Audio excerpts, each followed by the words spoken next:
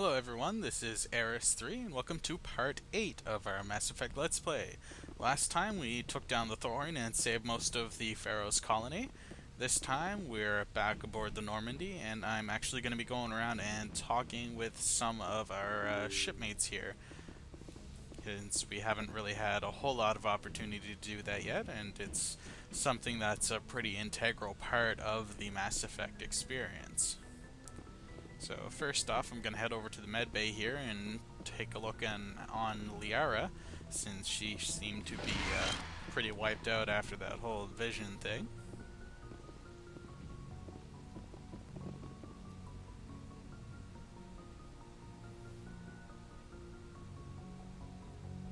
Commander, are you coming to check up on me? You look much better. How are you feeling? Dr. Chakwas assures me I am going to be fine. I was impressed with her knowledge of Asari physiology. You're in good hands. Dr. Chakwas knows what she's doing. I get the feeling you want to ask me something, Commander. Tell me about yourself, Liara. Me? I am afraid I am not very interesting, Commander. I spend most of my time on remote digs, unearthing mundane items buried in long-forgotten Prothean ruins. Sounds dangerous. And lonely. Sometimes I would run afoul of indigenous life forms or stumble across a small band of mercenaries or privateers, but I was always careful. Until the Geth followed me to Artemis Tau. I never found myself in any situation my biotics could not handle. As for the solitude, well, that is one aspect that most appealed to me. Sometimes I just need to get away from other people. You don't like other people? I suppose it comes from being a matriarch's daughter. People expected me to follow in Benezia's footsteps. They wanted me to become a leader of our people. Matriarchs guide their followers into the future. They seek the truth of what is yet to come. Maybe that's why I became so interested in the secrets of the past. It sounds so foolish when I say it out loud. It sounds like I became an archaeologist simply to spite Benezia. All children rebel against their parents. It's a natural part of growing up. Aha, you share the wisdom of the matriarch, Shepard. That is exactly what Benezia said when I told her of my decision. But there was more to it than that.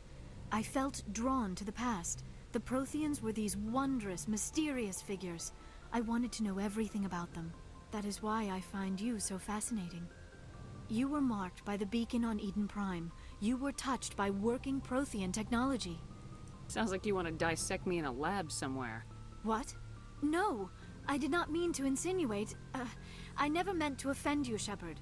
I only meant that you would be an interesting specimen for an in-depth study. No, that's even worse.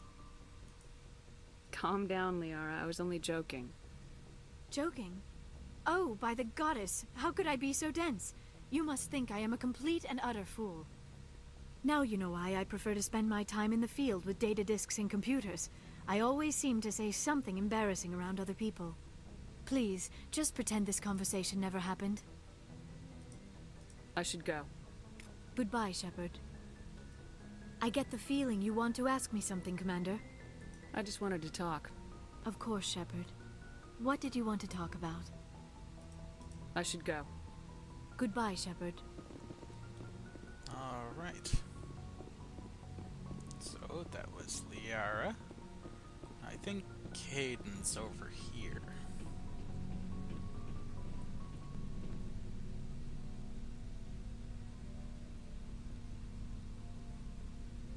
Commander, do you have a minute? I always make time for my officers. Off the record, I think there's something wrong here. This Saren is trading people to aliens for some kind of lost knowledge. But we can't get backup from the Council? Sorry, Commander. There's writing on the wall here, but someone isn't reading it. The Council doesn't want to believe anything's wrong. I'd call it human nature, but... I hear you. It just seems like a group that's been around as long as the Council should see this coming. And it's funny, we finally get out here, and the final frontier was already settled. And the residents don't even seem impressed by the view. Or the dangers. Well, well. You're a romantic. Did you sign on for the dream, Malenko? Secure a man's future in space? Yeah, I read a lot of those books when I was a kid, where the hero goes to space to prove himself worthy of a woman he loves, or, you know, for justice. Maybe I was a romantic in the beginning, but I thought about it after brain camp. Sorry. Biotic acclimation and temperance training. I'm not looking for the dream. I just want to do some good. See what's out here. Sorry if I got too informal. Protocol wasn't a big focus back in Bot. Tell me about him. Biotic acclimation and temperance didn't last past the airlock. To the kids they hauled in, it was brain camp. Sorry, hauled in is unkind. We were encouraged to commit to an evaluation of our abilities so an understanding of biotics could be compiled.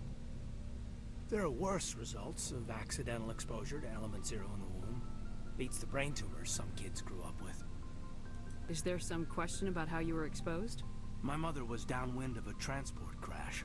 It was before there were human biotics, a little after the discovery of the Martian ruins. It only gets iffy around 63 when kinetics was running out of first-gen subjects. Until then, they'd relied on accidentals. A bunch of guys in suits show up at your door after school, and next thing you know, you're out on Jump Zero. Jump Zero is Gagarin Station, right? What's it like? Yeah, that's the official name. Biggest and farthest facility we had for decades. Right on the termination shock, the outer edge of the solar system. It's where they did all the Goose Chase FTL research before we caught on to using mass effect fields. It was a sterile research platform when I was there. You know of any intentional exposures for certain? No one knows. Doesn't mean they didn't happen. As big as the exposures were, it was hard to track down accidentals. It was different then. No one knew the potential, so there wasn't a lot of regulation. Anything kinetics did was gold. I'm not saying they intentionally detonated drives over our outposts, but in retrospect, they were damn quick on the scene. Jump Zero's a long way from home. What was it like? The grand gateway to humanity looks a lot better in the vids. Anyway, this was supposed to be a casual debrief, not a bull session about stuff that happened years ago. I wanted to get to know you a little better, that's all. Thanks for the talk, Caden. Well, you're welcome, man. You, make a habit of getting this personal with everyone? No, I don't. We'll talk again later. I'll need some time to process that, Commander. But, yeah, I'd like that. Anything you need, Commander? Just trying to get a sense of where the crew's at. Thoughts? I've wasted enough of your time for now, Commander. We'll have time for personal debriefings later. We'll talk later, Caden. I'd like that.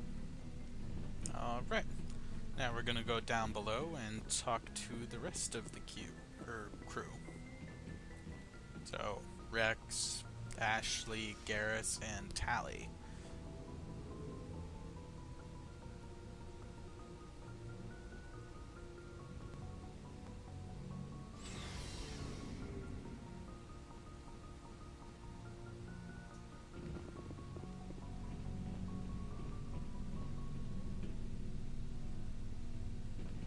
Commander, nice work out there. I knew working with the Spectre would be better than life at CSEC. Have you worked with the Spectre before? Well, no, but I know what they're like. Spectres make their own rules. You're free to handle things your way. At CSEC, you're buried by rules. The damn bureaucrats are always on your back. For the most part, the rules are there for a reason. Maybe. But sometimes it feels like the rules are only there to stop me from doing my work. If I'm trying to take down a suspect, it shouldn't matter how I do it, as long as I do it. But CSEC wants it done their way. Protocol and procedure come first. That's why I left. So you just quit because you didn't like the way they do things? There's more to it than that. It didn't start out bad, but as I rose in ranks, I got saddled with more and more red tape. CSEC's handling of Saren was typical. I just couldn't take it anymore. I hate leaving. I hope you made the right choice. I'd hate for you to regret it later. Well, that's sort of why I teamed up with you. It's a chance for me to get off the Citadel, see how things are done outside CSEC. Either way, I plan to make the most of this.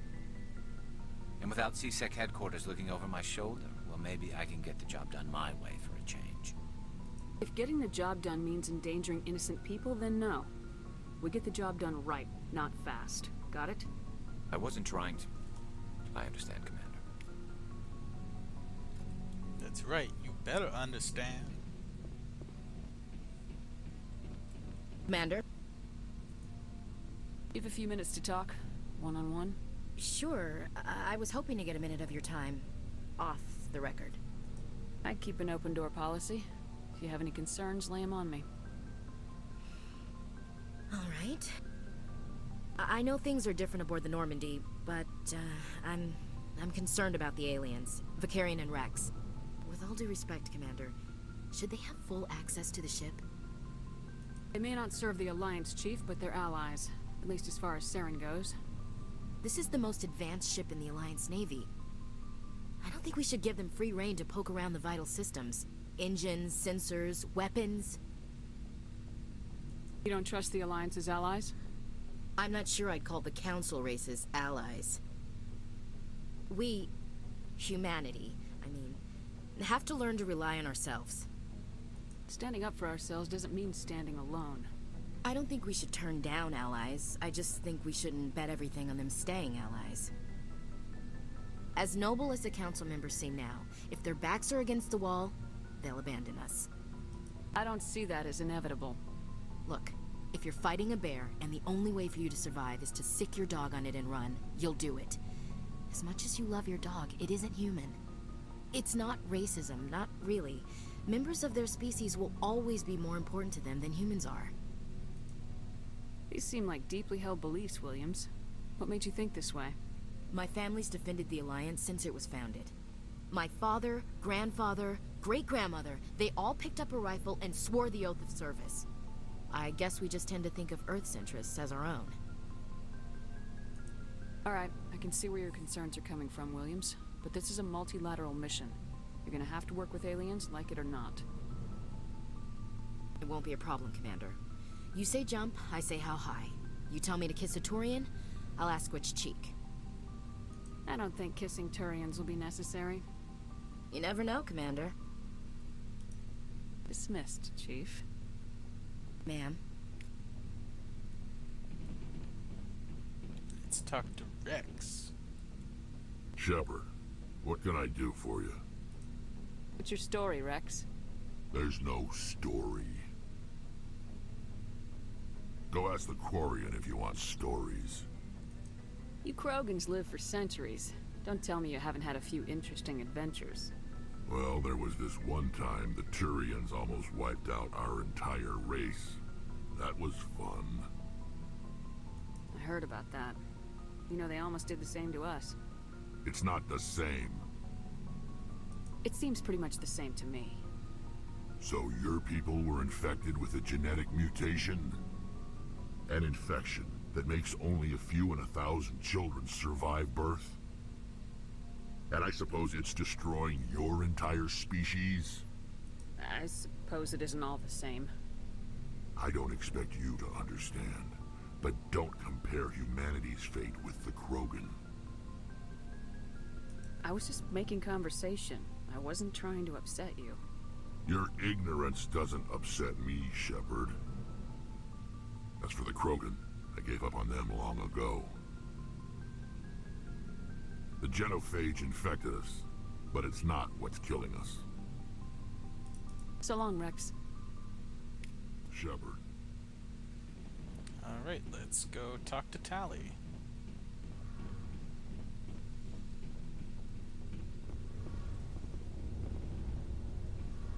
Hey, Commander, you know that Quarian, Tally? She's been spending all her time down here asking me about our engines. I'll tell her to leave you alone. What? No, she's amazing. I wish my guys were half as smart as she is. Give her a month on board and she'll know more about our engines than I do. She's got a real knack for technology, that one.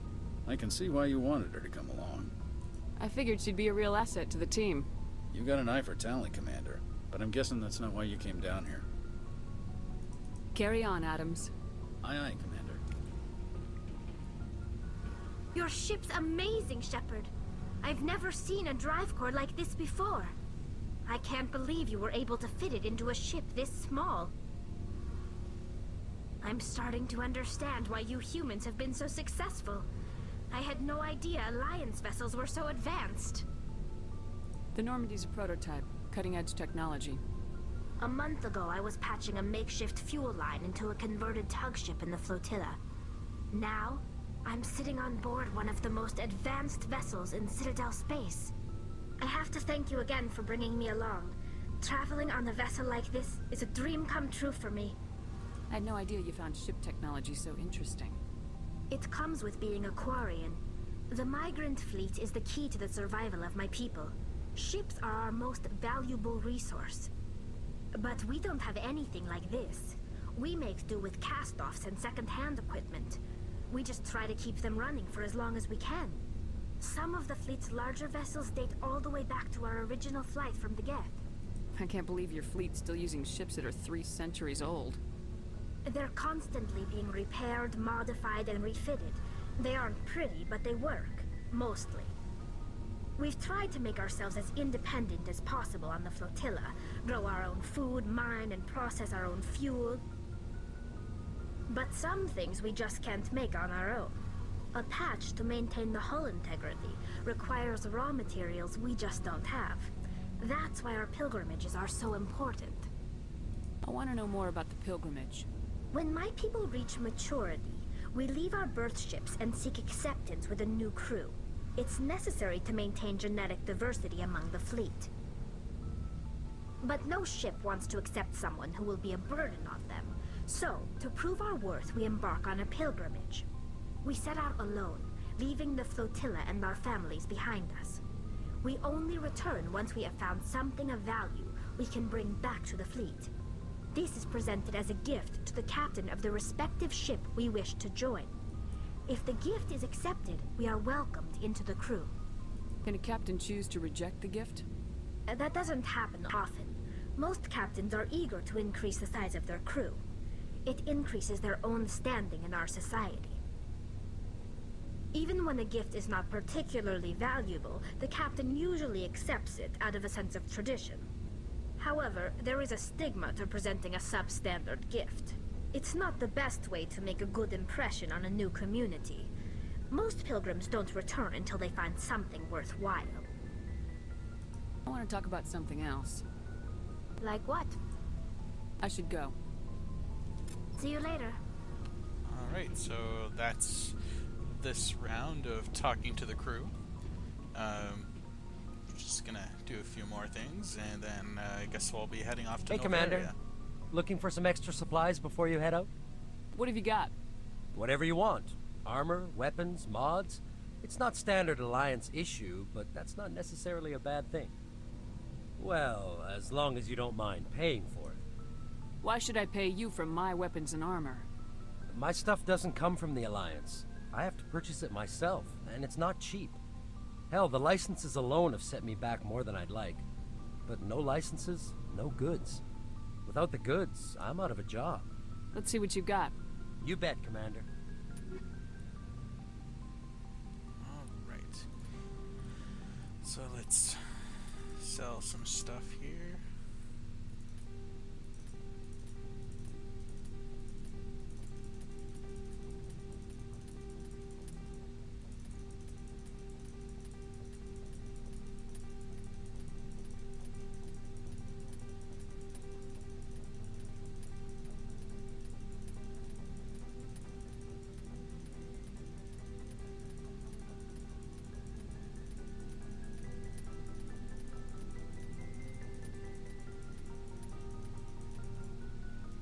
Sorry about the clicking sound.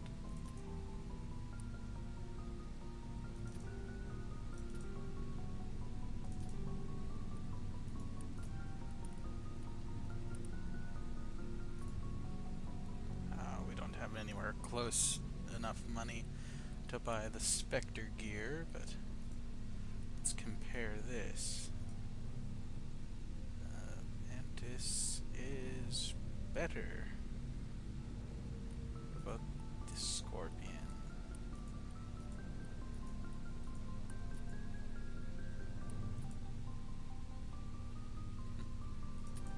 Let's grab that. Get our metagelling grenade upgrades.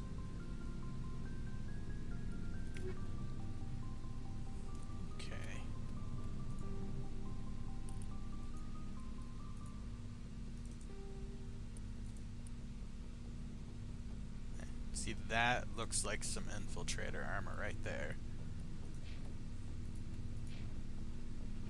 Alright, let's head up to the command deck.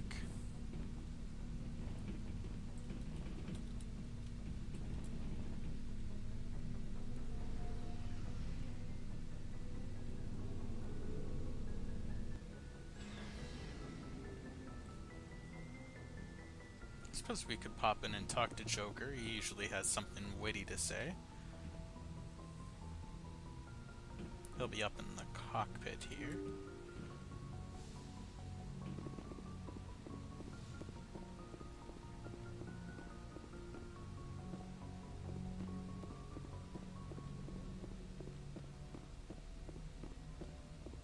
Hey, Commander, next time we touch down, let's try not to park the ship in a colony of mutant zombies. Just thinking out loud here. See? Joker. Awesome. How's the Normandy performing? Is she everything they said she'd be? She's the best ship in the fleet. If you've got a pilot who knows how to handle her. Balance isn't what you'd expect. Takes a while to get used to that oversized drive core we got stuffed in the back, and her power can sneak up on you if you're not careful. The Normandy's probably too much ship for your average Alliance pilot, Commander. Lucky for you, I'm anything but average. I like to know my crew. Mind if I ask you a few questions? I can see where this is going. You did a background check on me, didn't you? Well, I'll tell you the same thing I told the captain. You want me as your pilot. I'm not good. I'm not even great. I am the best damn helmsman in the Alliance fleet. Top of my class in flight school, I earned that. All those commendations in my file, I earned every single one. Those weren't given to me as charity for my disease. I'm sorry, Joker. I didn't even know you were sick. You mean you didn't know? Oh, crap. Okay, I've got Vrolik syndrome, brittle bone disease. The bones in my legs never develop properly. They're basically hollow, too much force and they'll shatter. Even with crutches and my leg braces, it's hard to get around. One wrong step and crack! It's very dramatic, but I've learned to manage my condition, Commander. Put the Normandy in my hands and I'll make her dance for you. Just don't ask me to get up and dance unless, you like the sound of snapping shin bones. Why does everyone call you Joker? It's a lot shorter than saying Alliance Flight Lieutenant Jeff Moreau. Plus, I love to make little children laugh. I was just thinking how much you remind me of Santa Claus. Look, I didn't pick the name. One of the instructors in flight school used to bug me about never smiling. She started calling me Joker, and it stuck. Why didn't you ever smile? Hey, I worked my ass off in flight school, Commander. The world's not gonna hand you anything if you go around grinning like an idiot. By the end of the year, I was the best pilot in the academy, even better than the instructors, and everybody knew it. They'd all got their asses kicked by the sickly kid with the creaky little legs. One guess who was smiling at graduation? I have to go. All right, see ya. I love Joker.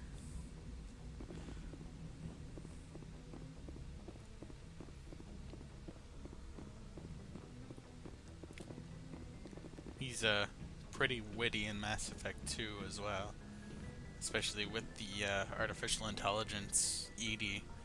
They get all snarky with each other. Anyway, I think this is where I'm gonna cut off this part, and then we'll go on to where we're going to in the next part. So this is Eris 3.